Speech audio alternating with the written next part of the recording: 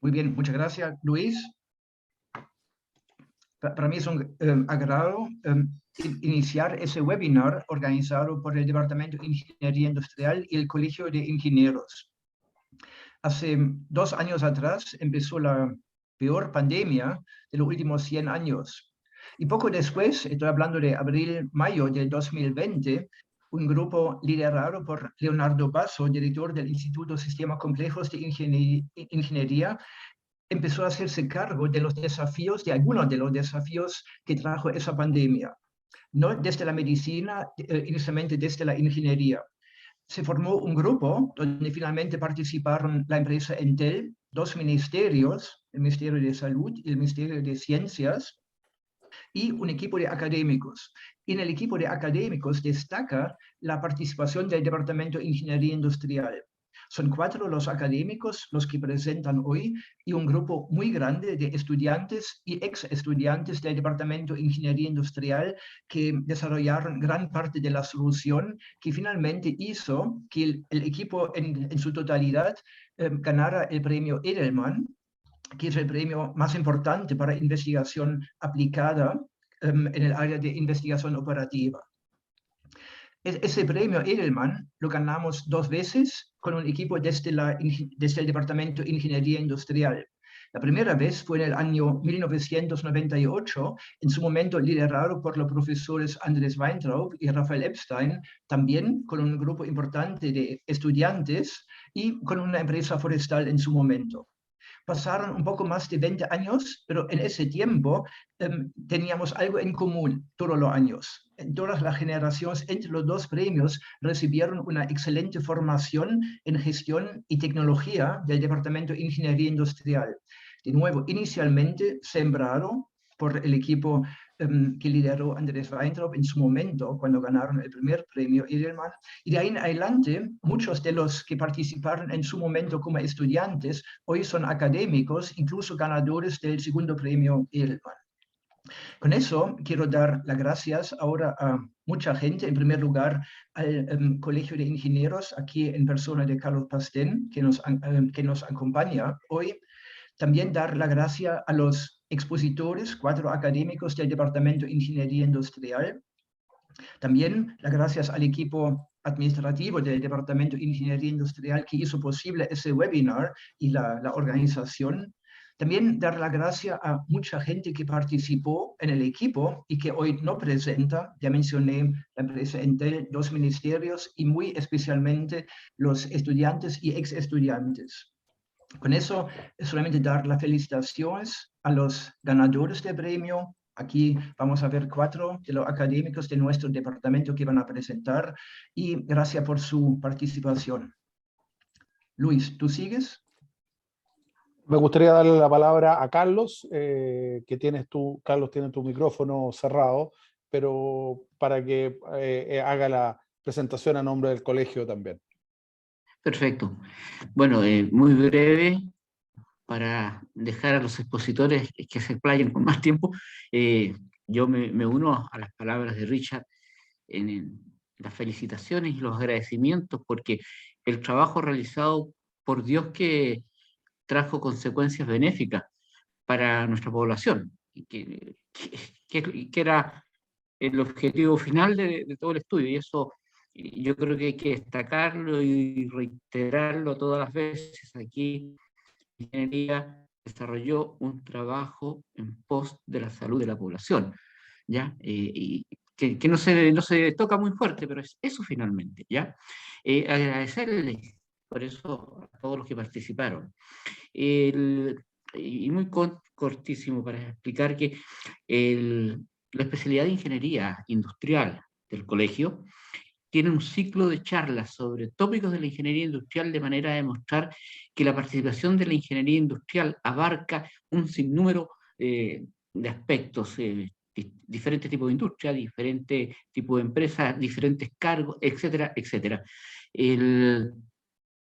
Dentro de este contexto es que se da esta charla, y ya hicimos con el departamento, bueno, con mi departamento, si yo, yo soy de la Chile también, ¿ya? Donde Rafael Einstein nos ilustró fuertemente respecto de la simulación en el área minera. Para que ustedes sepan, nosotros con el departamento tenemos una alianza estratégica que abarca distintos rubros y estos son los primeros pasos que estamos dando, así que esperamos contar con ustedes en alguna de las otras actividades. Reitero mis agradecimientos, mis felicitaciones, ¿ya? Y Luis, te dejo a ti con las palabras. Muchas gracias. Y bueno, ahora a lo que la presentación que justamente todos queremos ver y escuchar de primera mano. Así que, Marcelo, por favor, tú parte con la presentación. Muchas gracias por la invitación, muchas gracias por la presentación. Quiero confirmar, ¿están viendo ahora la presentación en pantalla? Sí, perfecto. Bien.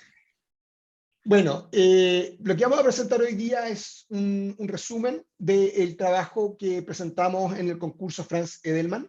Los presentadores hoy día, bueno, yo, Marcelo Olivares, académico de Ingeniería Industrial, mis colegas Marcel Goic, Denis Saure y Charles Strache, todos lideraron distintas líneas de investigación dentro de este megaproyecto que fue cómo abordar el COVID desde el punto de vista de la analítica de datos y métodos cuantitativos. Les cuento brevemente de este concurso. El concurso Edelman es un curso que se realiza todos los años, es la máxima distinción que entrega la sociedad INFORMS, que es el Institute of Operations Research and Management Science. Básicamente es la sociedad científica más grande que trata en temas de, métodos cuantitativos y analítica de datos para apoyar la toma de decisiones en el mundo real, en la industria y el sector público. ¿Okay? Todos los años se realiza esta competencia, postulan decenas de proyectos, se hace una preselección de 12 proyectos y luego finalmente llegan los 6 finalistas, que típicamente ya ser un finalista es altamente reconocido. En este caso los finalistas fue Alibaba, General Motors, el gobierno de Chile en su colaboración con el Instituto de Sistemas Complejos de Ingeniería, Janssen en conjunto con MIT, Merck Animal Health y el US Census Bureau, el censo de Estados Unidos. Y como bien saben, el ganador del concurso fue el gobierno de Chile en colaboración, ¿cierto?, con los académicos que ven acá y con el presente. Entonces, primero mencionar, este es un tremendo proyecto, o sea, un proyecto que participó mucha gente, y es imposible mencionarlos a todos acá, pero es importante reconocer que aquí participaron estudiantes, participó empresas, participaron exalumnos, alumnos, académicos, científicos, gente de medicina, o sea, efectivamente abordó mucha gente. ¿Y por qué esto? Bueno, porque una cosa que se destacó, que fue destacado dentro del premio, es que este fue un proyecto que ha abordado toda la pandemia, desde que partió hasta incluso ahora. ¿Okay? Y han habido otras iniciativas que han tratado de abordar temas de la pandemia, pero no hay muchas con la cobertura que ha tenido este proyecto. Y por eso que este proyecto es destacado y estamos acá presentando un trabajo que realmente representa el esfuerzo de hoy día cientos de personas. ¿Okay? ¿Qué cosas se cubrió y qué cosas vamos a hablar hoy día? Básicamente, la pandemia aún no se acaba. La pandemia no se ha acabado y está siempre cambiando. Lo que sí sabemos es que la pandemia va cambiando de forma y de alguna manera hemos tenido que ir adaptando nuestra estrategia de cómo vamos, ¿cierto?, manejando para mitigar los efectos de esta pandemia. Entonces partimos, ¿cierto?, en marzo del 2020 con las primeras cuarentenas y ahí teníamos que estudiar, ¿cierto?, cuál era el efecto que tenían estas cuarentenas y nació esta iniciativa de mirar datos de movilidad, que es lo que yo les voy a presentar brevemente. Esas fueron las fases de la pandemia donde el único instrumento que teníamos para poder, ¿cierto?, controlar esto era, ¿cierto?, controlando la movilidad y de esta manera reduciendo, ¿cierto?, la transmisión en la población. Esa fue la primera iniciativa que empezamos a trabajar, análisis de movilidad. La segunda iniciativa tiene que ver ya cuando empiezan a llegar, ¿cierto?, la primera ola fuerte y se empieza a saturar el sistema hospitalario. Ahí básicamente teníamos que ver cómo gestionamos la capacidad. En Chile, la capacidad de las camas críticas se gestionó de forma centralizada. ¿Cierto? El Estado tomó control de todas las camas del país y tenía que ir decidiendo dónde, ¿cierto?, habilitar nuevas camas y donde incluso poderse mover pacientes de una zona a otra, ¿cierto?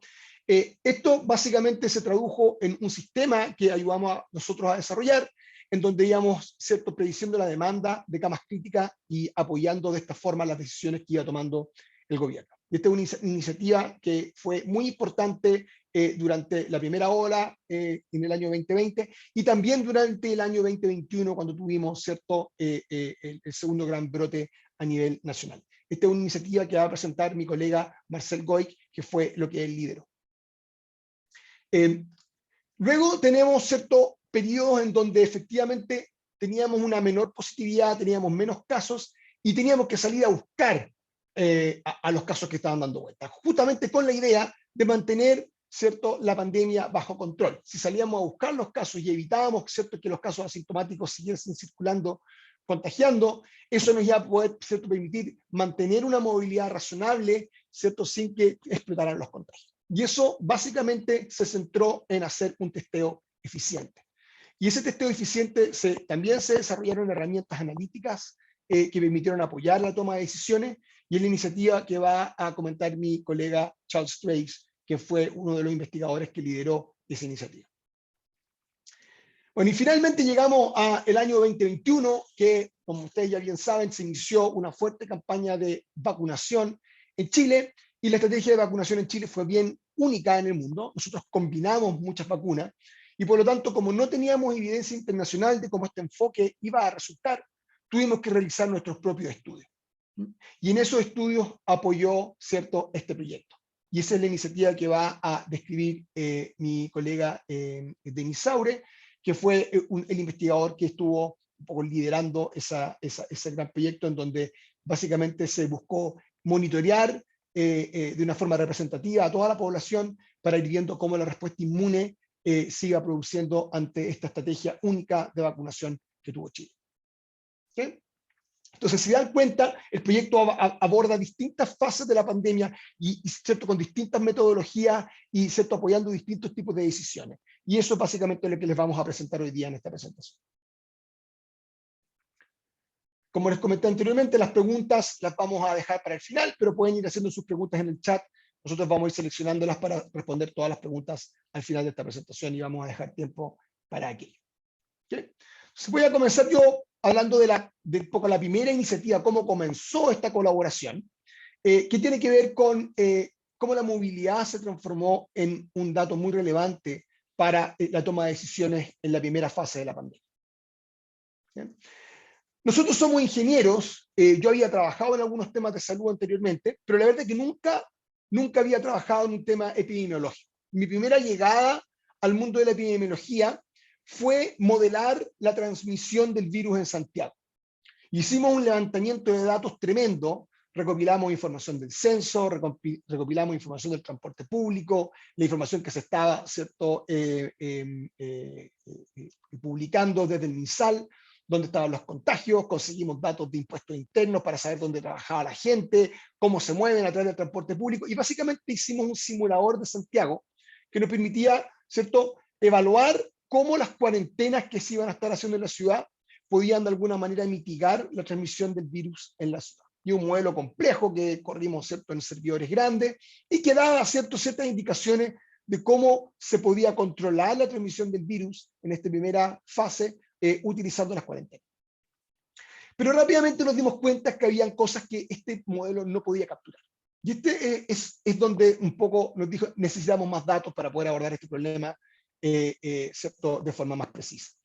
Lo que se observó, y si bien recuerdan, los primeros brotes se generaron en el sector oriente de Santiago, en los sectores de estatus socioeconómicos más altos, porque habían sido justamente viajeros que habían llegado a Chile con la transmisión inicial, y se tomaron algunas medidas, que es lo que se muestra acá en la línea morada, que hizo que rápidamente bajaran los casos en ese sector.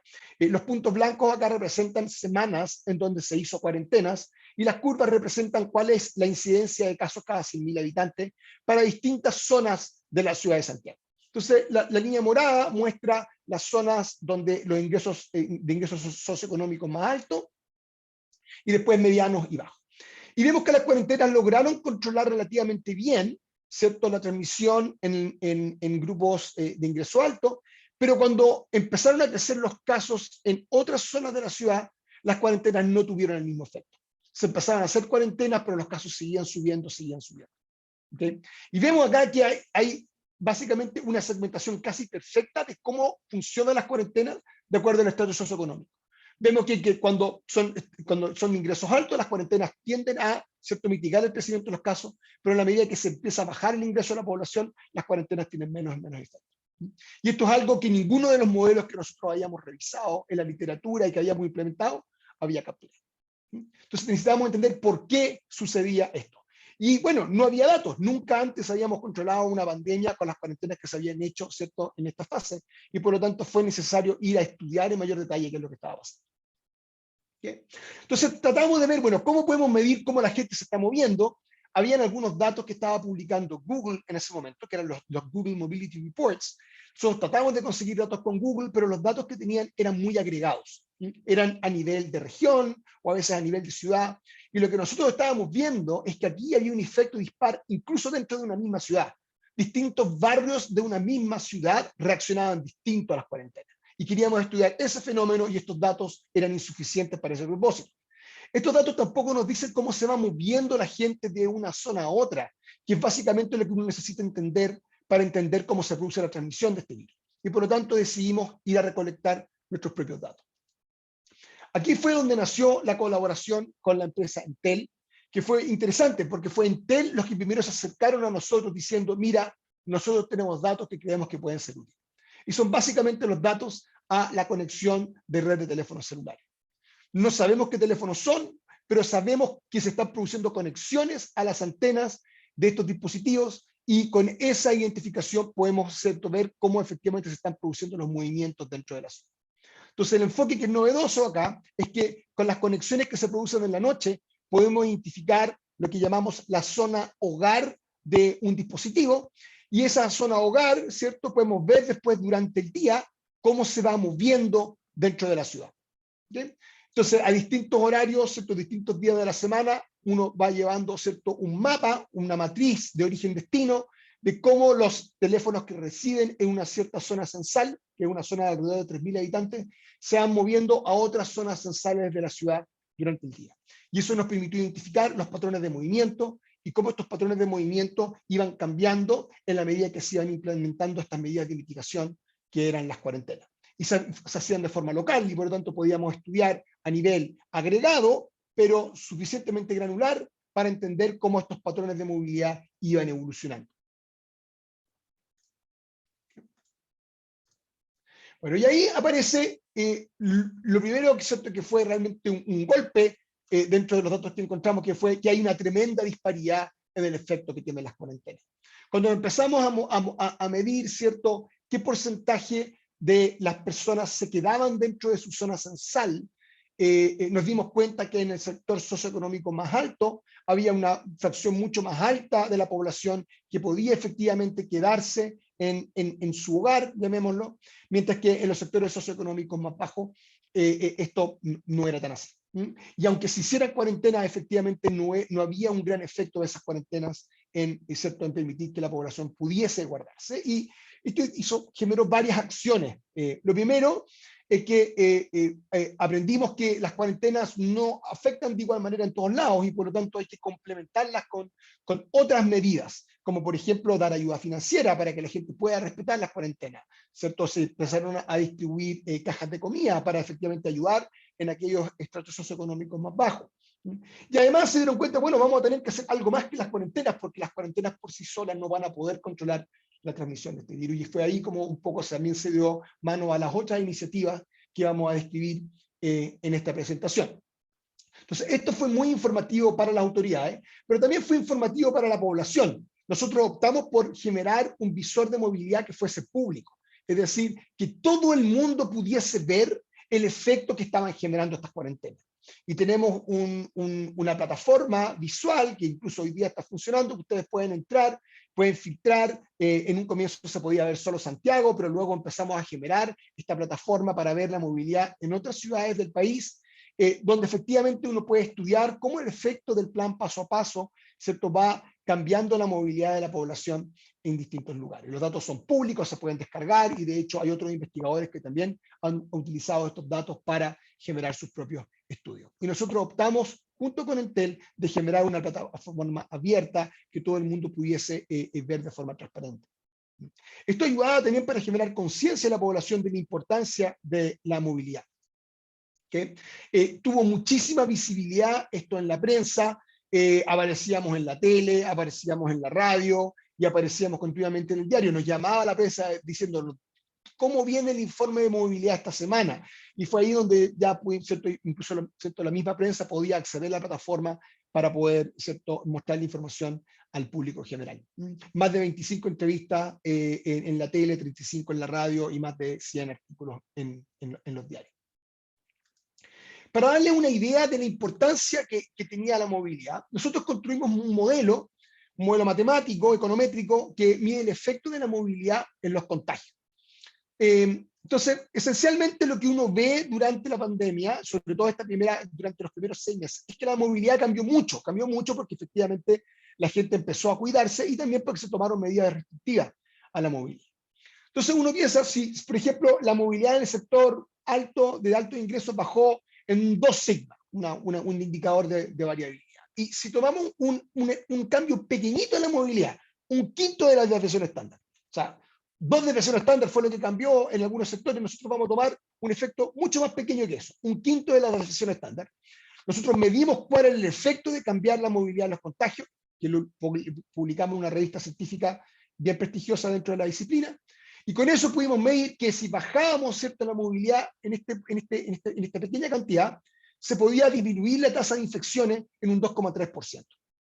Un 2,3% puede sonar poco, pero cuando uno lo toma, ¿cierto?, durante el primer pic de la pandemia, un 2,3% sostenido de reducción de movilidad durante un periodo de 10 semanas significa 13.000 infecciones menos, 500 hospitalizaciones UCI menos y una reducción de 370 personas fallecidas. Es decir, el mensaje que queríamos dar acá es: pequeñas de las reducciones en movilidad tienen un efecto importante en contener la pandemia. Este fue un mensaje que logramos transmitir a través de, ¿cierto?, producir estos datos nuevos y al mismo tiempo demostrar que la movilidad era importante a través de estudios científicos. Okay. Voy a dar el paso ahora a mi colega Marcel Goy, que les va a presentar la siguiente iniciativa sobre la cual trabajamos.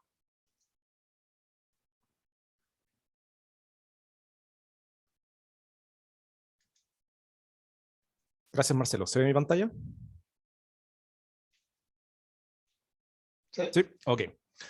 Ya, entonces, para recapitular un poco lo que estaba contando Marcelo, que esto es una historia que va evolucionando en el tiempo de acuerdo a cuáles eran las necesidades que iban apareciendo de acuerdo al desarrollo de la pandemia. Esto ocurre básicamente en un instante cuando, a pesar de todas las medidas que hicieron con las cuarentenas, el virus llega igual y repentinamente empiezan a subir los casos y por lo tanto las demandas por camas UCI. Como se puede ver aquí en la imagen, nuestro proyecto de empezar a hacer pronóstico de camas UCI parte aquí algo así como el 12 de mayo. Y como podrán ver en la imagen, es bien cercano a cuando empieza a ocurrir el pic de cama y con una pendiente súper alta. Por lo tanto, nos encontramos con un problema urgente, con muy poco tiempo para reaccionar y con un mandato de necesitamos saber cuántas camas vamos a necesitar habilitar en 2 semanas. Y ese número podía ser muy grande y con mucha incertidumbre, porque de nuevo cuando recordamos que los procesos de infección tienden a ser exponenciales, hacer pronósticos con sistemas exponenciales resulta bien difícil. Como había comentado Marcelo anteriormente, a diferencia de lo que pasó en otros países, las camas en Chile fueron administradas centralmente, por lo cual habían hartos grados de libertad para abrir camas y eventualmente incluso mover pacientes de una región que estuviera más congestionada a una que estuviera menos congestionada. Como ilustra la figura, entonces la pregunta, estamos parados aquí el 12 de mayo y tenemos que responder cuántas camas vamos a necesitar. básicamente reportamos cuántas camas se iban a necesitar en 1 y 2 semanas para tener distintas preparaciones dependiendo de cuál era la urgencia en cada instante. Y lo que hicimos fue muy rápidamente, de hecho en 24 horas fuimos capaces de generar el primer reporte de cuánto esperábamos que ocurriera a las próximas 1 y 2 semanas para la región metropolitana, que era donde había más urgencia en esta primera ola. Y durante esta primera hora generamos 32 reportes que iban contando un poco cuáles eran las demandas de camas hospitalarias. Esto se replicó en la segunda ola. Nuevamente la pregunta, cuando crecieron nuevamente las demandas por camas UCI, la pregunta seguía siendo cuántas camas se iban a necesitar, pero aparecía en algún momento, sobre todo al principio de esta segunda ola, nos preguntábamos si es que iba a ser suficiente con la vacunación. Ya había un avance en la vacunación y la pregunta era, dado que estamos vacunados, ya sabemos que se viene una ola de contagios, pero esperamos que la vacunación pueda detener de alguna manera los requerimientos de UCI. La pregunta era en qué medida, y por lo tanto hubo que reacomodar los modelos para incorporar los factores de vacunación. ¿De qué se trata el modelo? Esta lámina en general no la muestro, pero dado que esta es una presentación para el Colegio de Ingenieros, no me cohibí de ponerla. Pero básicamente es un modelo de flujo, no es demasiado complicado. Lo que está ilustrado aquí, nuestro modelo base, está en las estadías de UCI, lo que está aquí denotado por CT. ¿Cuántas camas vamos a necesitar en T? Y básicamente el modelo dice, para que un paciente necesite una cama en T, tiene que haber mostrado síntomas en algún instante del tiempo. Entonces lo que hacemos es básicamente mirar cuántos se están contagiando hacia atrás y qué proporción de ellos van a necesitar una cama UCI. Entonces ahí las preguntas en la entrada de este modelo de flujo es qué proporción va a requerir una cama UCI y más o menos cuántos se van a demorar en requerirla. Y en términos de la salida, bueno, este es un modelo de flujo, que es autorregresivo, digamos, el que está en cama UCI hoy día puede seguir en UCI, eso es lo que representan las flechas horizontales, pero después hay algunos que desocupan la cama UCI. Entonces, de nuevo, es un modelo en desocupar las camas UCI. Entonces, básicamente nuestro modelo más sencillo lo que hacía era sumar flujo y calibrar tiempos y cuál es la probabilidad de que pasaran de un estado distinto. Un caso como emblemático para haciendo alusión de la secuencia de problemas de ingeniería industrial, este es como un problema súper clásico de ingeniería industrial, flujos y estados. Cajitas y flechas son lo que nos gusta hacer a los ingenieros civiles industriales.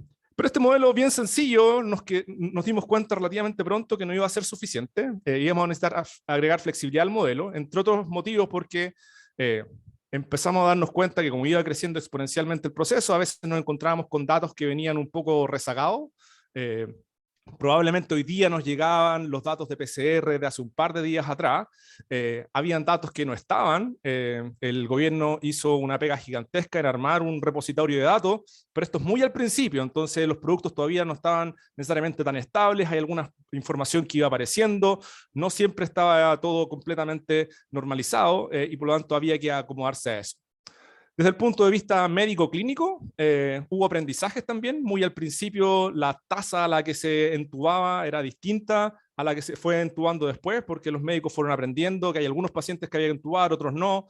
La duración de las entubaciones también fue cambiando, y por lo tanto, este modelo tan sencillo de flujo de entrada y salida nos resultaba un poquito estático para capturar todos los cambios que íbamos evidenciando en el modelo.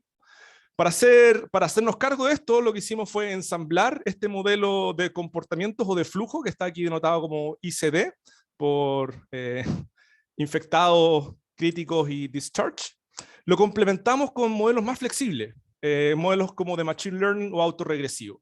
Entonces, junto con este modelo base, corrimos estos modelos GMDH, TBAT, CLM, MLPR y Arimax, y los fuimos comparando y básicamente los mezclábamos hacíamos un ensamble de modelos en que íbamos descartando aquellos modelos más extremos y íbamos generando una suerte de modelo de consenso. Esa es como la ingeniería detrás, digamos, con muy poca preingeniería, es hacer con lo que tenemos hoy día, Y a partir de esto, lo que hacíamos es generar resultados como lo que estoy ilustrando de nuevo en pantalla. Durante toda la pandemia terminamos reportando 58 reportes, cada 2 o 3, 4 días. Durante los momentos más álgidos de la pandemia reportábamos día por medio.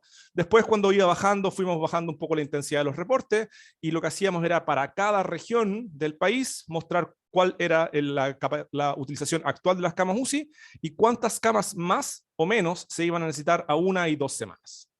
Para el detalle de cada una de esas, además mostrábamos cómo se veía la serie de tiempo y cómo proyectábamos la serie de tiempo como resultado del ensamble de modelos, y más o menos lo que decían algunos modelos alternativos para dar un poco de idea de cuánta incertidumbre había en los resultados. Lo que está arriba es el resultado del reporte para Coquimbo, y por ejemplo abajo estamos reportando lo que pasaba para Biobío, y básicamente era la misma idea. Como les comentaba, esto fue hecho con muy poco holgura de tiempo. Lo que hicimos fue lanzarnos y hacer nuestra mejor estimación. Hicimos evaluaciones informales durante el reporte continuo que íbamos haciendo, y nos dimos cuenta de que andábamos razonablemente bien, pero una vez ya pasada la primera ola, pudimos darnos el tiempo de hacer la medición analítica, formal, cuidadosa, que resultó también en una publicación, y nos dimos cuenta, confirmando nuestras evaluaciones previas, que el modelo andaba bien. A 1 semana nuestro error de pronóstico era del orden del 4%, y a 2 semanas 9%, lo que es bastante bueno, de nuevo considerando que en algún momento nos encontramos con un modelo súper exponencial en que no sabíamos si es que eran 100 camas, 1000 camas o 10.000 camas. En retrospectiva, y un poco para comentar algunas cosas que yo creo que son útiles de lo que pasó, había muchos grupos que habían haciendo pronósticos de distinto tipo. Yo creo que algunas cosas que nos ayudaron para que este modelo fuera particularmente útil es que en nuestro modelo nos concentrábamos en que había una decisión. El único propósito era hacer predicción de camas UCI. Y en ese sentido nos concentramos en que lo que reportáramos tuviera utilidad para los tomadores de decisión. Eso requiere ciertos compromisos en términos formales, es decir, no me iban a mirar un análisis complejo, sino que me decían cuál es el número, qué número tenemos que reportar. Y básicamente los reportes necesitan 25, 100 o 200 camas.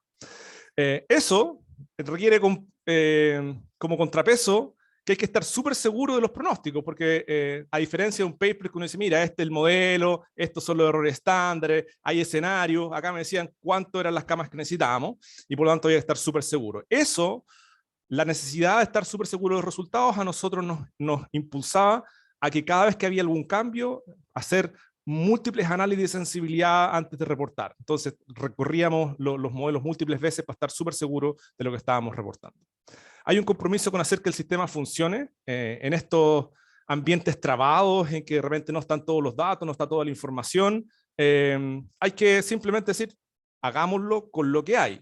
Muchas veces nos vimos duplicando o triplicando trabajo para estar seguros de la respuesta, y flexibilidad también, para acomodarse a los cambios. El ejemplo que me gusta para ilustrar esta necesidad de flexibilidad es que en algún momento la Xochimilco nos indicó de que existían algunos datos, por ejemplo, de gente que estaba siendo entubada en salas de urgencia, que no aparecían en los reportes oficiales, pero estaban en la Xochimilco.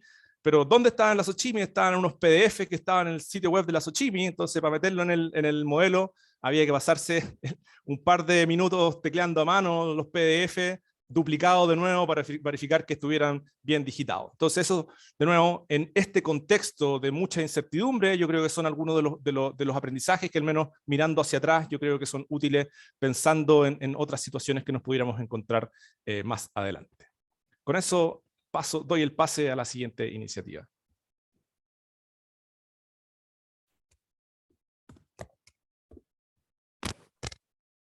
Bien, entonces lo siguiente es el testeo estratégico. Y dentro del testeo estratégico lo primero es el cómo se testea.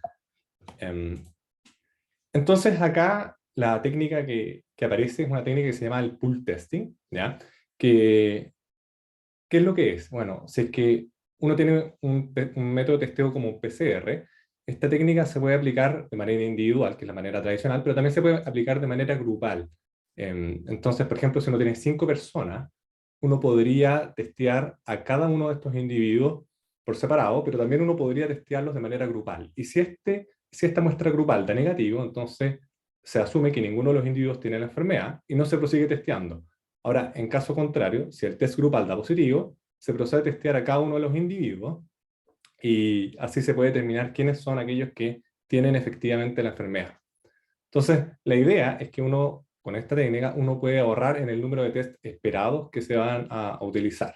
Ahora, esta técnica no es nueva, de hecho la primera publicación es del año 44 de Dorfman, ¿ya? Pero bueno, para el COVID hace bastante sentido. Matemáticamente, esta es la expresión del número de test esperados que uno va a utilizar y depende de la población que uno va a testear, del tamaño del pool que uno va a escoger. Acá, por ejemplo, en el diagrama se muestra con 5, pero también podría ser otro número. Y por otro lado, otro parámetro es la prevalencia. ¿Cuál es la prevalencia de la enfermedad? ¿Cuál es la probabilidad de que una persona presente la enfermedad? Y en este gráfico de abajo se expresa esta función dependiendo de distintos tamaños de pool. Entonces, el eje Y es el número esperado de test que se utilizan para testear a 1000 personas, suponiendo una prevalencia de un 5%. Entonces, se aprecia que hay un óptimo, ¿sí? Este es como el típico modelo de ingeniería donde decrece, después crece y hay un punto que es el óptimo. En este caso, tener un pool de 5 es lo mejor. ¿Y qué significa mejor? Que vamos a minimizar el número esperado de test. Bueno, esta tabla muestra lo mismo, pero para distintos valores de prevalencia. Cada fila es una prevalencia distinta y cada columna es un tamaño de pool distinto, ¿sí? Y lo que se muestra en el interior de la tabla es el número esperado de test que se necesitan para testear a 1000 personas. Entonces, claro, si ocupamos pools de A1, bueno, entonces va a ocupar 1000 tests, pero noten que al ocupar pools de 2, 3, 4, 5, etcétera, empiezan a haber ahorros, ¿sí? El pool que por lo general se ocupaba era de 5, y entonces muestra ser un valor bastante robusto en el sentido de que por lo general hay ahorros bastante significativos, ¿ya? Obviamente esto depende de la prevalencia. Y bueno, esta técnica, una cosa es la teoría, pero otra cosa es la práctica, de que funcione. Y de hecho esta práctica fue probada en distintas instancias, en particular los colegas de la Facultad de Medicina lo probaron y era efectiva en el sentido de que al testear una muestra con 5 muestras mezcladas, la muestra daba, o sea, el test daba positivo cuando alguien presentaba la enfermedad, ¿sí? Entonces, bueno, esto se aplicó y se inició una alianza con la Facultad de Medicina, la ACH y la CENAMA, ya en donde se presentó esta iniciativa al Consejo Asesor del COVID, ya del Ministerio de Salud, y se inició un piloto en un LEAM, estos centros de adultos mayores, ¿ya?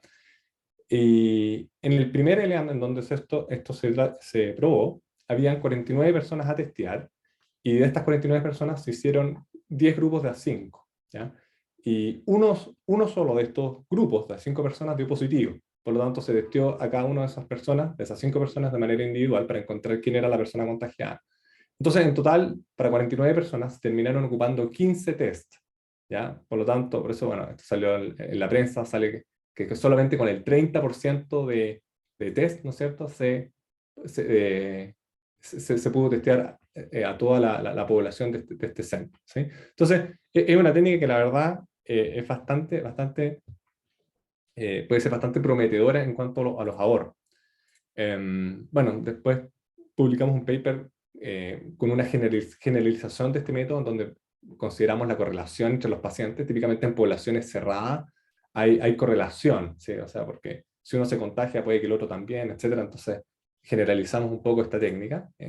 Y acá, en este diagrama a la derecha, se muestra una calculadora que hicimos que está en el sitio COVID Analytics del ICI, en donde uno puede ingresar cuál es la prevalencia, cuál es el tamaño de la población, cuál es la correlación, etcétera, y te muestra la curva donde puedes encontrar el tamaño óptimo de pool, ya dependiendo de los parámetros que uno ingresa. Acá, en este diagrama se muestra de manera bien abreviada todos los ahorros. Bueno, de hecho esto es una cota como inferior, una cota conservadora de todos los ahorros que hubiera. Y en total, con esta cota nosotros estimamos que hay al menos 3 millones de tests ahorrados, y esto se cuantifica en alrededor de 90 millones de dólares, ¿sí? Lo que es un ahorro bastante significativo. Bien, y lo siguiente con el tema del testeo estratégico es el dónde testear, ¿ya? Y esto en particular es la búsqueda activa de casos en espacios públicos, y este es el famoso índice VAC, ¿ya? Bueno, y BAC viene este acrónimo viene de búsqueda activa de casos, por eso le llamamos BAC. ¿Y en qué consiste? Bueno, una vez que la población ya empieza a moverse y las ciudades se empiezan a abrir, la idea es ir a buscar casos, ¿no es cierto?, en espacios públicos en donde la gente transita, gente que está contagiada, pero que quizás no está consciente de que está contagiada, o sea, ¿no es cierto?, lo que se llama los asintomáticos. Entonces, por un lado, nosotros tenemos la densidad de casos activos, ¿ya? En este diagrama se muestra, por ejemplo, cuál es la densidad de casos activos en las distintas zonas censales en Valdivia, y por otro lado tenemos los datos de movilidad, ¿ya? Hacia dónde la gente se mueve. Entonces, en un inicio con el Servicio de Salud Metropolitano Central, ¿ya? Iniciamos una búsqueda activa de casos, ¿ya? En las comunas de Santiago y Estación Central. Esto fue en los inicios, ¿ya? Y la idea era dónde posicionar estas estaciones móviles de testeo para poder encontrar la máxima cantidad de casos positivos que andan dando vuelta en población flotante, ¿ya? Y bueno, y luego la idea, ¿no es cierto?, esto escaló, ¿no es cierto?, a nivel nacional y se trabajó con toda la Seremi. Entonces, para explicar un poco más en detalle cómo funciona este índice VAC, supongamos que queremos calcular el índice para una zona censal I, que está acá a la derecha. Entonces, para esto consideramos todo el resto de las zonas censales y consideramos la información del flujo, ¿ya?, que proviene de cada una de las zonas censales con zona destino, esta zona censal I, ¿ya? Y ponderamos este flujo por los casos activos, ¿no es cierto?, de cada una de estas zonas censales de origen, ¿sí? Y de esta manera tenemos un indicador que de alguna manera nos computa cuánta gente está yendo de manera, digamos, contagiada hacia la zona censal de destino, ¿ya? Y bueno, hay una serie de supuestos acá, en particular es que estamos suponiendo que la gente que es asintomática, ¿no es cierto?, tiene el mismo comportamiento que la gente sintomática, al menos en términos de proporción. En esta figura a la derecha, por ejemplo, pueden ver que hay 3 zonas censales, ¿ya?, que se están demarcando. Y si ustedes se fijan, la zona a la derecha tiene una positividad bastante alta. O sea, es como que el 50% de la gente que está yendo a esa zona está contagiada. Sin embargo, no es tan atractiva porque al haber tan poco flujo, uno puede poner un carrito, ¿no es cierto?, y puede que en realidad ese carrito no vaya a testear a mucha gente por la razón que simplemente esa gente, no hay suficiente gente que acude a esa zona censal. La zona que está acá abajo a la izquierda, por otro lado, tiene bastante más flujo de gente, pero el problema que tiene es que quizás no tiene una positividad tan alta, ¿ya? Y por eso, bueno, si vemos ahora la zona censal de acá arriba, vemos que tiene, de manera ilustrativa, tiene más flujo, ¿no es cierto?, que la zona censal que habíamos mostrado al inicio a la derecha, pero además tiene una positividad bastante alta. Por lo tanto, la idea es que el índice refleja estas distintas variables, o sea, tener bastante densidad de flujo, pero a la vez que también haya bastante positividad. Entonces, por eso, bueno, acá está un poco la fórmula del índice, en cómo conjuga todas estas variables, ¿sí? Entonces, nos interesa que haya positividad, nos interesa que haya tráfico, y nos interesa que también ajustemos por la superficie de la zona censal, ¿sí? O sea, si una zona censal gigantesca, entonces, bueno, hay que corregir por eso, ¿sí? Bueno, acá en la ciudad de Valdivia, nuevamente tenemos 3 láminas, 3 gráficos de calor. El primero indica la densidad de casos activos, o sea, cómo podemos ilustrar en las distintas zonas censales los casos activos según la residencia de las personas, ¿ya? Por supuesto que esto está agregado.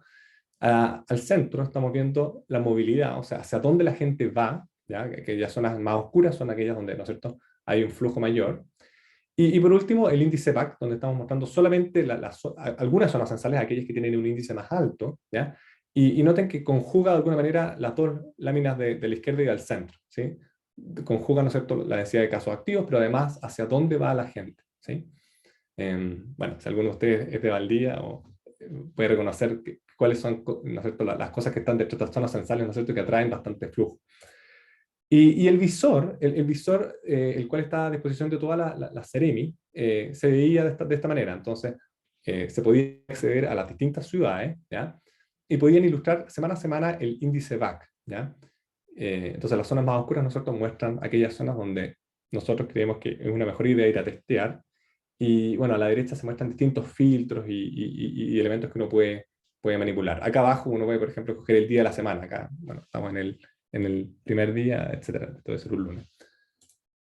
Y bueno, esto se hizo en las distintas regiones y esto es parte del video que mostramos en la presentación allá. Y cómo fuimos caso a caso, ¿no es cierto?, mostrando y trabajando, ¿no es cierto?, con las distintas Seremi. Se puso de nuevo. Eso, les dejo ahora a mi colega Denis Sauré, que les va a hablar de cero prevalencia.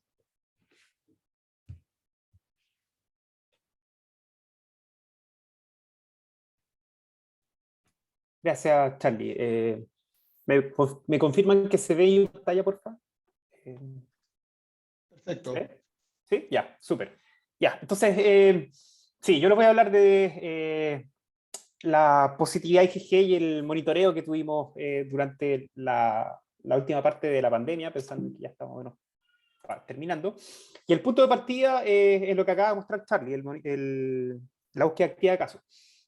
Resulta que mientras analizamos los datos de la búsqueda activa de casos, en particular durante el piloto de esa iniciativa, nos dimos cuenta que la composición de la gente que llegaba a testearse en el carrito que teníamos en el piloto, que estaba ubicado en Morandé en Bandera con Huérfano, creo, por ahí, en el centro, analizamos la composición de la gente que venía y la verdad es que venía gente de todos lados de Santiago. Entonces nos dimos cuenta en ese instante que si nosotros nos poníamos a testear gente en un par de lugares en una ciudad, de verdad era posible reconstruir una muestra representativa de toda la ciudad, ya por lo menos en términos de sus comunas de orígenes. Y eso resolvía, nos dimos cuenta, resolvía un problema logístico súper grande al momento de realizar estudios poblacionales, que es esencialmente recolectar una muestra representativa. Y entonces teníamos a nuestros colegas, a Juan Pablo Torres y a Miguel Rein de la Facultad de Medicina, que ya tenían algo de experiencia haciendo estudios serológicos, y conversamos y nos pusimos como meta tratar de hacer un piloto donde medíamos la respuesta IgG de la población al virus en Santiago. ¿Ya? Y para eso nuevamente realizamos un piloto. Este piloto partió en el servicio metropolitano Centro, con mucha ayuda de Emilio Santelices, con la ayuda del Ministerio de Ciencia, que nos consiguió la donación de 20.000 test rápidos de parte de HP. Y esto, enfatizo, eran test rápidos IgG, son test que miden respuesta de anticuerpos. Estos test aplicados de forma individual, la verdad es que no son muy precisos y por eso mismo no son recomendados para hacer diagnósticos. Pero sí son altamente confiables cuando se analizan números grandes. Entonces, para fines de hacer estudios poblacionales son bastante buenos, ¿ya? Y eso es lo que nos propusimos. Partimos con este piloto en noviembre del 2020. Aquí pueden ver una foto donde está el ministro Cub y Leo Vaso. En la primera estación de testeo que teníamos, nos colocamos al lado de los carritos que tenía la Seremi haciendo los PCR, y aquí fue donde lanzamos. Teníamos una plataforma web donde se georreferenciaba la información de la persona de forma inmediata, además de anotar un montón de información de, por ejemplo, comorbidades. Y esto se hacía in situ. Los datos iban a parar directamente a la base de datos del ICI, y una de las cosas choras que podíamos hacer era visualizar los datos en tiempo real. Entonces, a medida que se iban llenando los datos, nosotros íbamos llenando una base de datos y teníamos una interfaz que podía visualizar la positividad de acuerdo a distintos filtros.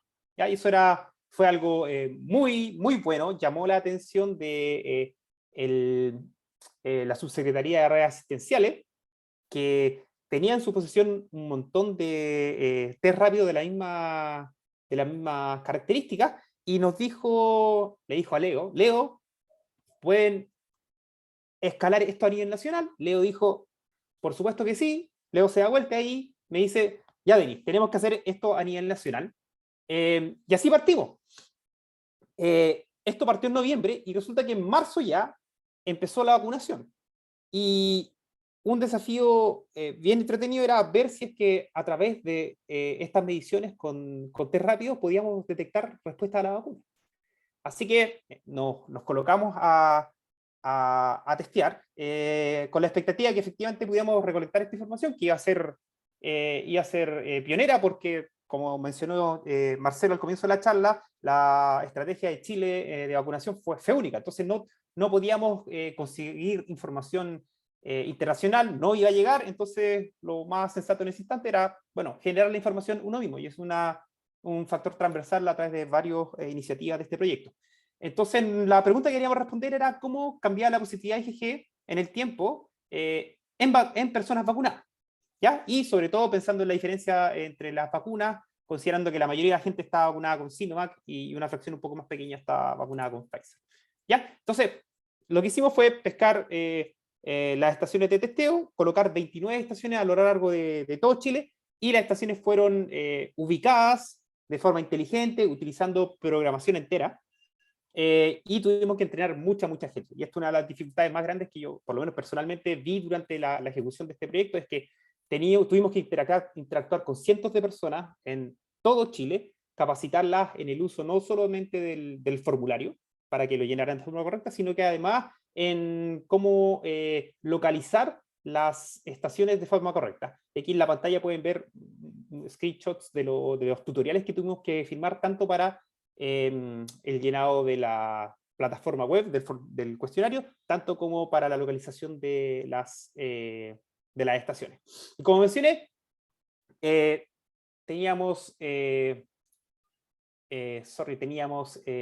usamos programación entera para localizar las estaciones. Aquí les quería mostrar brevemente, para que no digan que les mostré ecuaciones. Este es el tipo de programa entero que utilizamos. Esto simplemente trata de maximizar el tamaño de una muestra representativa, considerando, por ejemplo, cuál es la fracción de la población en una ciudad que corresponde a cierta comuna, y este lado derecho simplemente toma en consideración que, dado los datos de movilidad con los que contamos, nosotros sabemos más o menos, si nos paramos en un rincón de una ciudad, cuál es la proporción de la gente que llega a distintas comunas. Entonces, utilizando esa información, más las restricciones de cuántas estaciones podemos tener simultáneamente abiertas en cada instante del tiempo, nos dicen cuál es el tamaño de la población que efectivamente podemos lograr en términos de representatividad. Las instancias, la verdad es que no eran muy grandes, eran muchas instancias, eran 29 instancias. En realidad esto se resolvía a nivel de región, entonces eran 16 programas enteros que resolvíamos. El más grande era el de la región metropolitana, pero la verdad es que si bien se demoraba varias horas en correr, después de una hora de correr usando Groovy, encontrábamos gap de optimalidad menores al 1%, y ahí es donde parábamos y simplemente nos quedamos con la mejor solución que teníamos en ese instante. ¿Ya? Ese fue el break matemático de la charla. Ahora, estas son imágenes en campo de la operación del estudio. Aquí tenemos imágenes de varias regiones del país. Lo que se ve en el rincón inferior izquierdo es el volante que le entregamos a los participantes, y aquí es importante recalcar que el estudio o la participación era gratuita, anónima y voluntaria. Anónima en el sentido que no recolectábamos información personal de la gente que la pudiese identificar después, solamente nos interesaban sus características demográficas, no había costo de participación, y las personas que participaban lo hacían por su voluntad, no había ningún tipo de obligación. En términos de la solución que obtuvimos utilizando la programación entera, quedamos muy felices. Esta es la locación final de la muestra versus la fracción real de la población, y la verdad es que nos fue bastante bien en casi todos lados. Hay un par de excepciones, como por ejemplo el Servicio Metropolitano Sur, pero eso tiene que ver más por la diferencia que hay entre resolver un IP en el papel y después aplicar la solución. En particular en el Servicio Metropolitano, por mucho tiempo hubo una resistencia a cambiar la locación a cualquier lugar que estuviera muy lejos del Barro Luco. Entonces tuvimos un problema de representación ahí, pero salvo eso, la solución fue bastante buena, tanto en términos de representación geográfica, pero también en términos de otras características demográficas, lo que nos dejó súper felices. ¿Cuáles son los resultados que obtuvimos? Como mencioné, el objetivo era esencialmente capturar la dinámica temporal de la respuesta a la vacuna. Y eso efectivamente ocurrió, y lo pudimos realizar tanto para Sinovac como para Pfizer. Y esto fue súper importante para la decisión de aplicar o no una tercera dosis de refuerzo en el país. En particular, esto nos mostró que si bien la vacuna Sinovac no generaba una respuesta inmune muy grande con su primera dosis, 2 semanas después de la segunda dosis, la respuesta era bien alta, cercana al 80%. ¿Ya? Y eso es una súper buena noticia porque nos mostraba que las vacunas eran efectivas en generar protección. ¿Ya? Y aquí les recuerdo que lo que miden estos tests rápidos son presencia de anticuerpos, que son una primera capa de defensa contra el virus. ¿Ya? Entonces, esto nos decía, bien, la estrategia está funcionando, generamos inmunidad.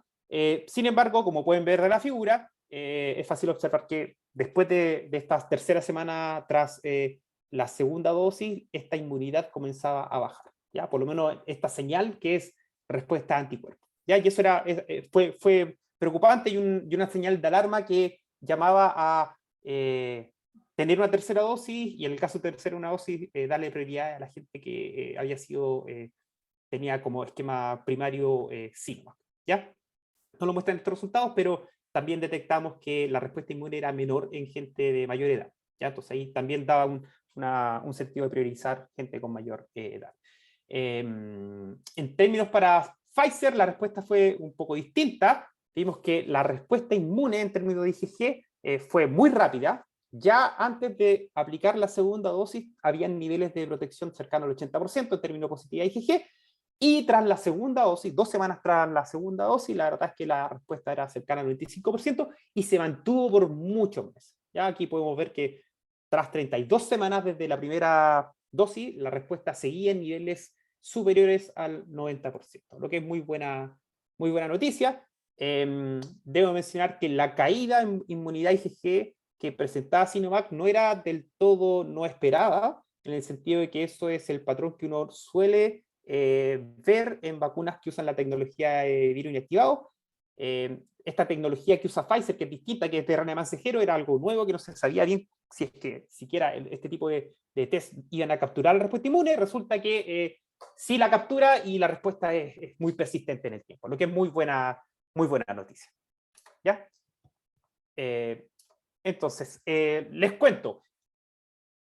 Esta información siempre estuvo disponible para MinSal. MinSal, cuando vieron las primeras versiones de estos grafos, hicieron llegar la información a las autoridades y nos consta que esto fue un pedazo de información que fue muy relevante al momento de tomar la decisión de aplicar la tercera dosis. Y esto lo menciono porque es súper relevante. Fuimos pioneros en esta decisión.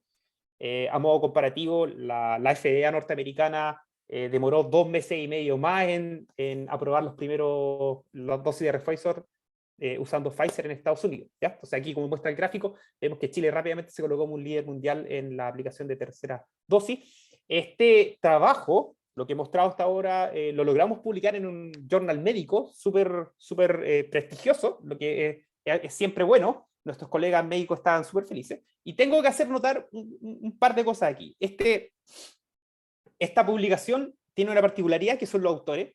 El primer y el último autor en journal médico generalmente son como los más importantes. El primero porque hace la pega, el último porque es como el jefe del proyecto. Tengo que notar aquí que tiene dos particularidades esta publicación. Uno es el primer artículo que se publica en Lancet, donde todos los autores son chilenos, viviendo en Chile. Y segundo, tiene la otra particularidad que es relevante para esta charla en particular, que es que el primer y el último autor son ingenieros. ¿Ya? Todo el resto son médicos. Tenemos que el primer y el último autor son ingenieros formados en Buchef. Eso. ¿Cómo medimos el impacto de la tercera dosis? Esto quizá un poco complejo, lo voy a llevar un poquito más rápido. Planteamos un modelo econométrico que trataba de buscar el efecto de la tercera dosis explicados por un montón de características demográficas, pero también la aplicación del boost. Los detalles del modelo no son tan relevantes, una regresión poissoniana. El fit, que es lo que se muestra en esta imagen, fue bastante bueno, y utilizando los parámetros que encontramos, utilizamos la data real para pronosticar cuántas infecciones, hospitalizaciones en cuidado intensivo y muertes se evitaron por el avanzar la aplicación de la vacuna y no esperar, por ejemplo, a seguir el ejemplo estadounidense 2 meses después de la aplicación de la aprobación de la FDA. ¿Ya? Y aquí podemos concluir que, claro, que se evitaron un montón de muertes, lo que es súper importante. ¿Ya? Entonces aquí, tan solo por avanzar la decisión de empezar a hacer el refuerzo en agosto y no en noviembre, que cuando fue la aprobación de la FDA, nuestra estimación es que se evitaron por lo menos 1000 muertes. ¿Ya? ¿Qué estamos haciendo ahora o qué más hemos hecho? Nosotros seguimos testeando a la gente en la calle, después del booster, y tenemos varios datos para el segundo booster. Estos son datos del primer booster. Tenemos que esto es gente que había estado vacunada con esquema primario Sinovac. La positividad salta desde el nivel 40%, que era la positividad final que más o menos se obtenía con Sinovac, salta a niveles muy, muy, muy altos cuando la dosis de refuerzo es heterogénea, ya sea con Pfizer o con AstraZeneca, lo que es súper importante, ya habla quizás de la necesidad un poco o no, de una cuarta dosis. También en colaboración con el Ministerio de Educación, repetimos este mismo tipo de estudio en población escolar y mostramos que la respuesta en términos de IgG en población entre 7 y 17 años, la verdad es que es bastante similar a la respuesta en adultos, en el sentido de que la inmunidad de Sinovac crece, pero decae en el tiempo. La inmunidad con Pfizer crece rápidamente y es muy sostenida en el tiempo, pero a diferencia de los alumnos, de los adultos, logramos mostrar que los niveles de protección que se alcanzan en niños es mucho más alto. ¿Ya? Lo que es súper importante porque nos dice que debemos estar, vacunar a los niños es algo bueno y debemos estar tranquilos de abrir los colegios con los niños vacunados. ¿Ya? Y esto es algo que se publicó recientemente en un journal médico y de nuevo con participación de ingenieros dentro del grupo de autores. ¿Ya? Eso es lo que quería hablar en términos de serología. Déjenme terminar haciendo un pequeño resumen respecto al impacto y las conclusiones de toda esta iniciativa. Estas cifras que ven al lado derecho se han visto en prensa bastante y que son son el resumen del impacto de estas 4 iniciativas. 65.000 infecciones, 2.500 ICU evitadas y 2.800 muertes evitadas. Y ahorro, esto viene por conceptos tales como ahorro en test por $200 millones. Y la verdad es que cada iniciativa atacó el problema de evitar outcomes adversos de distintas formas. Por ejemplo, la iniciativa de vigilancia IgG, al apurar la aplicación de la tercera dosis, tuvo un efecto directo en tanto infecciones como en hospitalización, como en muerte, a través del efecto de la vacuna, que vimos que es real y que es importante. Iniciativas como VAC contribuyeron directamente a hacer un testeo muy eficiente y a evitar infecciones por localizar gente asintomática en espacio público y así sacarla de circulación de alguna forma y evitar más contagios. ¿Ya? Y así como la predicción de ICU también afectó directamente a tener una mejor respuesta en términos del sistema hospitalario y minimizar el número de muertes que se producían por esa causa. Entonces, esta figura un poco resume la forma en que nuestras 4 iniciativas trataron de atacar el problema de manejar de alguna forma la pandemia. No es que tuvieron mucho éxito en términos globales, porque las muertes se produjeron de todas formas, pero nos gustaría creer que de alguna forma nuestro trabajo influenció en que pudimos capear de mejor forma algo que podría haber sido mucho, mucho peor. ¿Ya?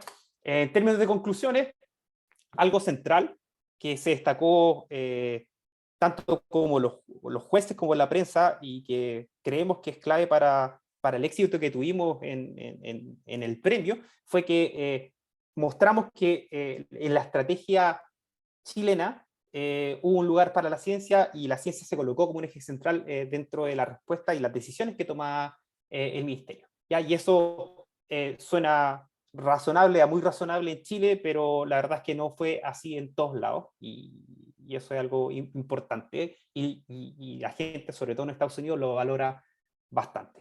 Hicimos innovación. Esta ingeniería puesta en práctica que salvó vidas. Eso es algo súper importante. Colocamos, Easy rápidamente colocó enfrente de las prioridades afectar decisiones, mejorar las tomas de decisiones sin pensar tanto en lo que normalmente pensamos los académicos, que en publicar. Publicamos eventualmente, pero, y publicamos súper bien, pero no fue nuestro eje. Y algo que fue central en los resultados fue la colaboración entre la academia, el sector público y el sector privado. Destaco enormemente la iniciativa de Entel de aportar la información arriesgando resultados adversos en el corto plazo, sobre todo por cuentos de privacidad, pero la verdad es que fueron un aporte gigantesco al desarrollo y como vieron, por lo menos 3 de las iniciativas que presentamos en este premio se apoyaron fuertemente en datos de movilidad. Ni hablar de que esto de verdad constituye trabajo interdisciplinario. Trabajamos nosotros desde cartógrafo hasta psicólogos estuvieron involucrados de alguna forma en esta iniciativa. Hubo muchísimos desafíos, tanto técnicos como políticos, y me saco el sombrero frente a la labor gigantesca y titánica de diplomática y de cancillería de Leonardo Basso, que consiguió muchas cosas que parecían imposibles y destrabó muchas cosas que parecía que podrían llegar a matar muchas de estas iniciativas. Esto es trabajo que sigue siendo aplicado. Actualmente la búsqueda activa de casos, por ejemplo, sigue en pie, y la utilización de estas herramientas que hemos desarrollado, como por ejemplo la información de movilidad, la verdad es que tiene muchísimas aplicaciones y ya estamos explorando ellas y este trabajo va a seguir utilizándose. Con estas palabras quería parar y dejar tiempo para que podamos responder consultas. Eso. Aquí paro. Les reiteramos que hay posibilidad de escribir en el chat. Hay una única pregunta por el momento y que, como está dirigida a mí con nombre y apellido, la voy a tomar. Te saludo, Emilio. Y que pregunta cómo se incorporó el aprendizaje médico en el tratamiento de los casos de mediana y alta gravedad sobre el modelo de pronóstico de camas UCI. Y yo diría que hay 2 formas en que se ha incorporado el conocimiento médico. Uno, explícito. Hay algunas conversaciones que con gente que estaba ahí donde las papas queman, que las incorporamos directamente en el modelo. Para hacerte un ejemplo de aquello, es que nuestras versiones iniciales asumían que los tiempos eran unimodales y de acuerdo a la descripción que nos daban los médicos, nos decían, en realidad hay aquí como 2 tipos de pacientes. Hay unos pacientes que están un rato en la UCI y salen rápido y otros que se quedan harto rato de tiempo, por lo cual mejoramos el modelo desde una única distribución a una mezcla de distribuciones que capturara un poco esa posibilidad. Y el conocimiento implícito viene dado un poco por la incertidumbre. De repente nosotros conversábamos con algunos médicos que nos decían, no, estamos haciendo esto, y nos hablábamos con otros médicos, nos decían, no, estamos haciendo esto otro. Eso de alguna manera nos reforzaba de que no había necesariamente un aprendizaje estándar en todos los equipos médicos, y por lo tanto nos reforzó la idea de que nuestros modelos tenían que ser flexibles para acomodarse a que nos fueran diciendo los datos, que de repente quizás se apuraban los tiempos de operación, a lo mejor se acortaban, o de repente alguna señal de los datos tenía que capturarse de alguna manera. Entonces, yo creo que esas son las 2 formas en que en las conversaciones que fueron continuas con equipos médicos de distinta naturaleza fueron ingresadas en los modelos de pronóstico.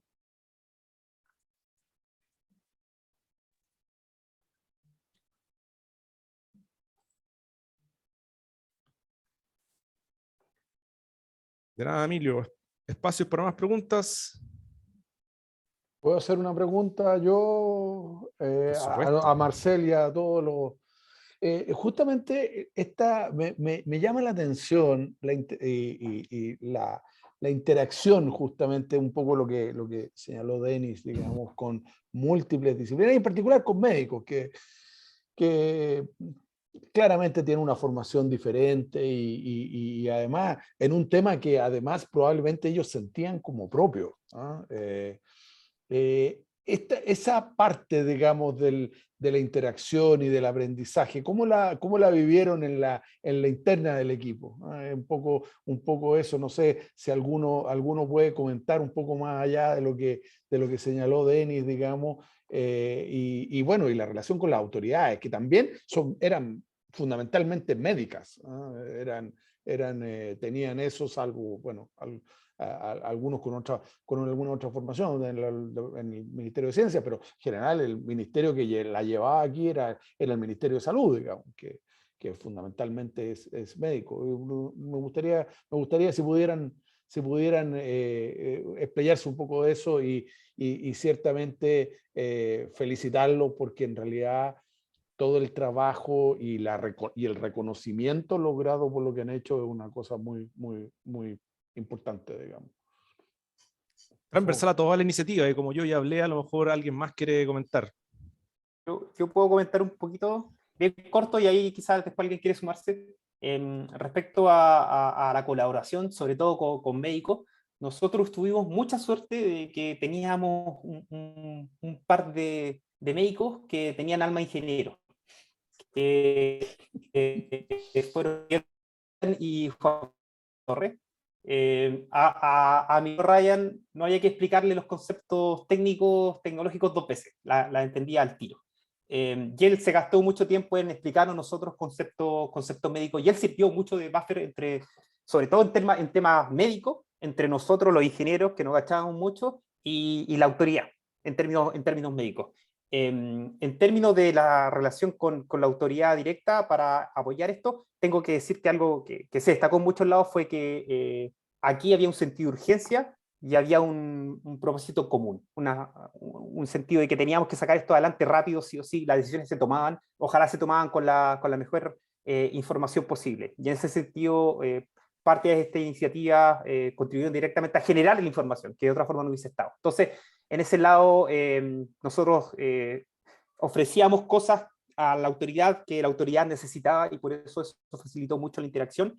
Dicho eso, la verdad es que, de nuevo, como mencioné, me saco el sombrero frente a Leo Basso, que supo manejar las relaciones con MinSal, sobre todo, de una forma increíble, porque rápidamente nos dimos cuenta que una vez que uno pasa al primer layer de autoridad en MinSal, la verdad es que hay muchos compartimentos que no están realmente comunicados directamente entre sí. Entonces, a veces tú te pones de acuerdo con alguien, te das media vuelta a conversar con alguien más y resulta que estás conversando con otras personas completamente distintas y no tienes ni idea de qué estás hablando. Entonces, Leo supo manejar esas interrelaciones, y la verdad es que al final terminamos con muy buena onda con casi todo el mundo dentro de MinSal, las 2 subsecretarías, y en particular un reconocimiento especial para la gente del Departamento de Gestión del Riesgo en Emergencia y Desastres, que esencialmente está dedicada al manejo directo de la información dentro de MinSal. Ellos nos ayudaron muchísimo.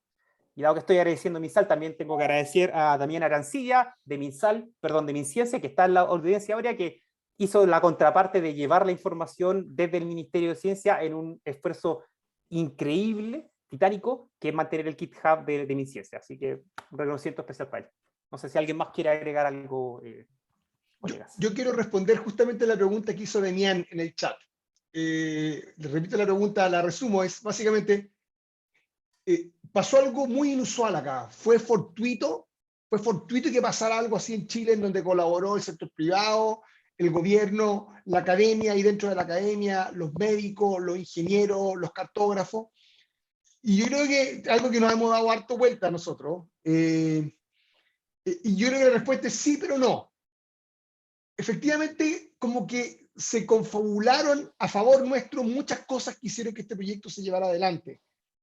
Pero estas cosas de alguna manera no fueron solamente suerte. La razón por la cual pudimos nosotros desde la academia llegar hacia los tomadores de decisiones en el gobierno fue porque se había articulado el Ministerio de Ciencia. Recordemos que esta es la primera vez que tenemos un Ministerio de Ciencia en Chile. Se creó y le tocó la pandemia. Y hubo una instancia que se llamó la Mesa de Datos, en donde el Ministerio de Ciencia invitó a colaborar a los distintos centros de excelencia que había en Chile. Los centros de excelencia son centros de investigación colaborativa, dentro de los cuales está el Instituto de Sistemas Complejos de Ingeniería, y dentro de los cuales está el Instituto de Inmunología de Alexis Kalergis, que fue de donde nació la vacuna Sinovac. Por eso tuvimos Sinovac. Entonces, uno dice, bueno, fue suerte, pero al mismo tiempo estaba la iniciativa de crear estos centros de excelencia e invitar a estos centros de excelencia a colaborar. Fue suerte que teníamos a Leonardo Basso sentado en esa mesa, que tuvo una excelente iniciativa en poder efectivamente convocar a los ingenieros que estábamos en la Universidad de Chile y en el Instituto de Sistemas Complejos de Ingeniería a subirse al carro de este gran proyecto. Al ministro de Ciencia, que nos dio cabida de que efectivamente pudiésemos empezar a comunicar esto a los tomadores de decisiones. A Demian mismo, que efectivamente empezó a armar los datos de los cuales se empezaron a alimentar todo esto. Luego tuvimos la suerte que en Entel había un cartógrafo, geógrafo de la Universidad de Chile, y que se acercó a la Universidad de Chile a decirnos, mira, tengo estos datos que yo creo que nos pueden ayudar. Y luego también la suerte de que teníamos un montón de alumnos que estaban trabajando de la casa, tomando clases por Zoom, pero que les quedaba tiempo de poder ensuciarse las manos y ayudar. Mucho de este trabajo se hizo con nosotros en la casa, encerrados, con los niños tomando clases desde la casa. Sin los alumnos esto no se podría haber llevado adelante, imposible, imposible. Trabajamos como en 3 turnos. Un turno uno estaba con los niños en el colegio, otro turno conversaba con los alumnos, y después el tercer alumno era cuando nosotros estábamos durmiendo, los alumnos estaban trabajando. Entonces, esto era 24/7. Y yo creo que todas estas cosas de alguna manera se dieron, pero se dieron porque teníamos las instituciones, teníamos los centros de excelencia, teníamos el Ministerio de Ciencia que logró articular, y teníamos la Universidad de Chile. La colaboración que se produjo entre los ingenieros y los médicos es porque nuestro director Leonardo Basso conocía al doctor Miguel O'Ryan del Senado Universitario. Por eso empezaron a hablar. O sea, son cosas que aparecen también de las oportunidades que nos dan nuestras instituciones. Entonces, la respuesta es sí, fue un poco de suerte, pero también habían cosas que estaban detrás que esperemos sean sistemáticas y que a futuro las podamos aprovechar mejor todavía. Hay al menos 2 preguntas más en el chat que están relacionadas entre ellas. Creo que si probemos una respuesta cortita, podemos terminar en un tiempo razonable. La primera es de Gisela. Gracias, Gisela, por la pregunta, que, resumiendo un poco, ¿existe la voluntad de las partes por continuar, principalmente el Estado? Puedo yo contar un poquito. Hay varias cosas que siguen andando, que no terminaron nunca, en particular las de BAC. Mientras estábamos recibiendo el premio, de hecho, en Houston, parte del equipo está un rato, me voy a la pieza que tengo que mandar los reportes. Entonces hay algunas que siguen andando. Hay otras en general que las autoridades han declarado que hay intenciones de continuarlas, pero con los cambios de equipo hay una suerte de tiempo de adaptación que esperamos que sigan andando. Y yo agregaría que hay algunas iniciativas que son nuevas, que se inspiran en las cosas que aparecen acá, pero dan nuevas aplicaciones. Por ejemplo, en todo lo que tiene que ver con geolocalización, estamos viendo que tiene aplicaciones para entender cuáles son los patrones de movimiento de la gente en la ciudad, que va a ser, entre ciudades, que es útil para el Ministerio de Economía, en particular la sección de turismo, que hay varias decisiones de planificación que están asociadas a entender estos patrones de movilidad. Entonces, resumiendo, son 3 cosas. Unas siguen, otras esperamos que continúen y que están en proceso con las nuevas autoridades, y esperamos que varias de estas cosas se proyecten para adelante. La otra pregunta que tengo anotada aquí es la de Valeria, que preguntan los aprendizajes para lograr que el sector público y privado estén interesados en colaborar, en particular, cuál es el rol que jugaron los pilotos, si es que fueron de ayuda. De repente, Denis y Charles podrían contestar eso, en particular porque hubieron pilotos bien específicos en esas 2 iniciativas. Sí, efectivamente. No sé, Charlie, si quieres responder tú, dale tú nomás. Yo tú me complementas. Sí, los pilotos, de alguna manera, como partieron en lugares bien acotados, por ejemplo, el que partió en la Estación Central y la Comuna de Santiago, creo que sirven para ambas partes. Por un lado, se van ganando confianza y se va mostrando que los métodos funcionan, y también permiten a veces como recalibrar los métodos. O sea, yo creo que muchas cosas de lo que se mostró acá, quizás el último no, pero las primeras 3 cosas donde son modelos que se van recalibrando, estos pilotos sirven para alguna manera ir puliéndolos. si en el tiempo cero nos hubieran dicho, ya, apliquemos esto en todo Chile, que quizás eso hubiese sido algo, un perjuicio más que un beneficio, porque se pueden amplificar errores y esos errores en realidad van a afectar a gran parte de la población. Entonces, yo creo que los pilotos, de hecho, son una manera que es un win-win de cómo pensar y cómo ir de alguna manera mejorando las herramientas que se están haciendo. Y funcionaron. Entonces, realmente yo creería que tirar toda la carne en la parrilla de una manera como quizás puede ser un poco glotona y creo que es bueno como mesurar el avance y así llegar a todo el país, ¿no es cierto? Si es que, como ocurrió, ¿no es cierto?, en varias de estas iniciativas. No sé, Denis, si me puedes complementar. No, perfecto. Carlos, tú estás también pidiendo la mano. Sí, oye, muy corto. Primero, nuevamente felicitarlo. Muy instructivo todo lo que para uno que es ingeniero. Y comentarles que en el colegio se creó recientemente, en octubre del año pasado, creamos la Comisión de Salud, ¿ya? Para potenciar la relación que hay entre la ingeniería y el sector salud, que es muy fuerte y muy importante en los distintos ámbitos, ¿ya? Así que darle eso como noticia para que ustedes estén al tanto. Solo eso. Y nuevamente felicitaciones. Ya estamos llegando a la hora. De hecho, en realidad nos pasamos del tiempo que teníamos previsto. Así que no sé, Marcel, si tú quieres cerrar, pero Sí, la presentación. Pero bueno, de nuevo reiterándole las felicitaciones a todos. sí, como dice Damien ahí, hay fútbol, así que hay que apurar la cosa. Y recital, yo me tengo que ir, de hecho me quedé en la facultad para irme al club hípico. Pero yo diría simplemente que en nuestra experiencia, lo que nos ha pasado con los alumnos, contando del proyecto, yo creo que se entusiasman mucho, porque ven que la ingeniería tiene un impacto práctico. Hay un par de preguntas que nos quedaron ahí de repente que no, nos quedaron sin contestar, pero estamos contentos de que nos escriban y contarles un poco más. Yo creo que este es un proyecto de los que dan ganas de hablar. Incluso de repente metiendo ecuaciones por aquí y por allá, pero hay varios aprendizajes en distintas capas. Varias de las preguntas que aparecen ahí, hay una dimensión práctica, hay una dimensión técnica, una dimensión de planificación, una dimensión de organización, y como son tantas iniciativas también, de repente hay distintos aprendizajes que van apareciendo en distintas etapas. Como decíamos, gustosos de seguir contándoles. Nuestros perfiles están en la página del Departamento de Ingeniería Industrial, dii.chile.cl, para que la Connie Kerber no nos rete después de que pasamos la URL del departamento, pero de nuevo, gustosos de contarles de cualquier otra cosa o cualquier detalle que tengan o preguntas que quieran para seguir la conversación. Muchas gracias. Muchas gracias a todos. Y bueno, Carlos, si tú quieres cerrar también por el lado del Colegio de Ingenieros para que ya podamos ir a las distintas cosas. No, yo ya les conté lo último, la última noticia y es fantástico. Esto es un agrado, como siempre, estar en contacto con la escuela.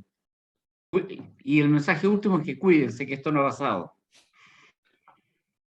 Muchas gracias a todos, muchas gracias a los todos. presentadores Gracias a todos. por la experiencia. Nos vamos con más